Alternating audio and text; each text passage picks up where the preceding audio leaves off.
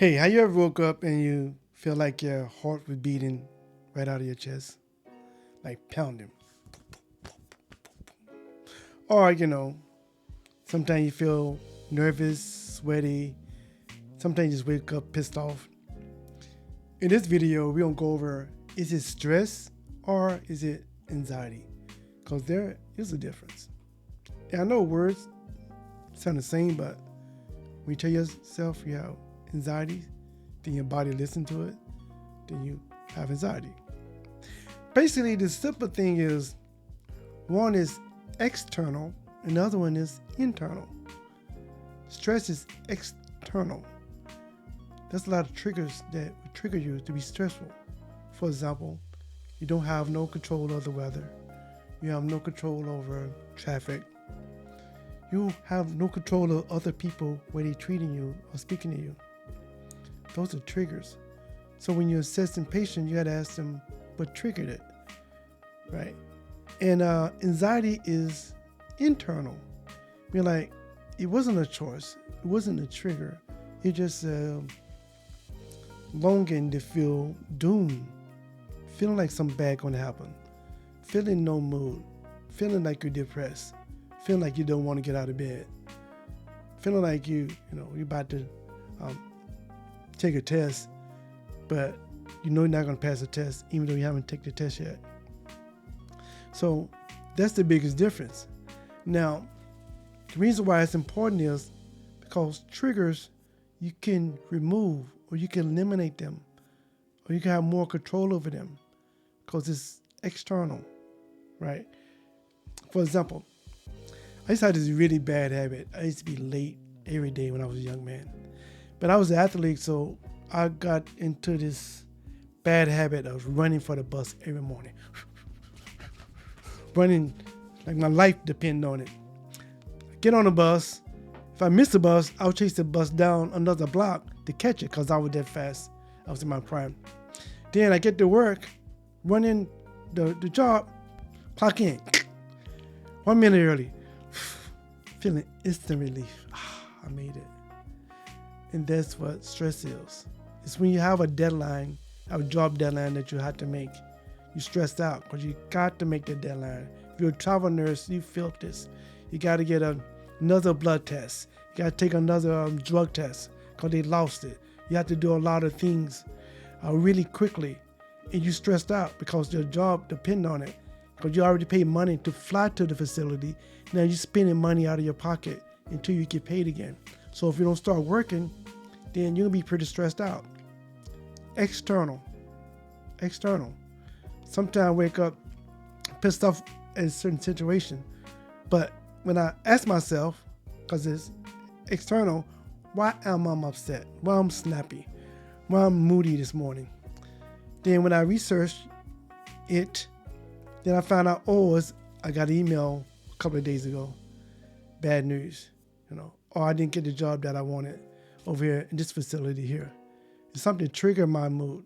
But if you know it's external, then you can walk it back and figure out what's going on. Then that's where you get back to your calmness. And the best thing about stress is you have a lot of control over it. You can set boundaries. Hey, dude, we don't like each other. We have to work each other.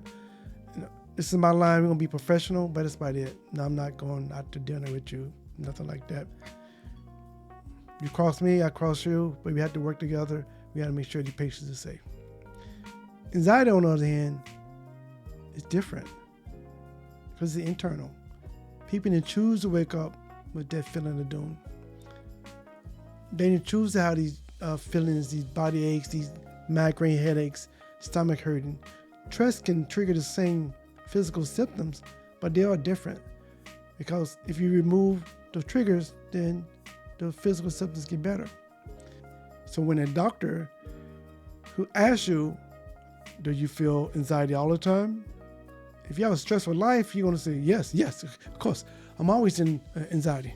What do you have anxiety about? Every day. Then you can write a prescription, anti-anxiety medication. Then you'll be on benzos, you'll be on anti-anxiety medication, Zoloft or something like that.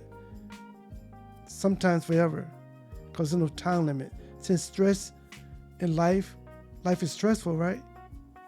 It's going to be a lifetime of stress. That sounds stupid, but it's going to be a lifetime of stress, which means you could be a lifetime of medication. That's why you have to separate the difference. And you have to stop telling yourself that it's anxiety. Because if I'm on an airplane and I got to catch another airplane to another destination, and I'm already running late, and there's a crowd of people right in front of me trying to get off the airplane, I might tell myself, oh man, I got a lot of anxiety. I don't know if I'm going to make it. If I don't make it, I'm about to spend a whole night in this Chicago airport. Then you're freaking out. You're feeling the doom and gloom. You're anxious. Your heart's sweating. But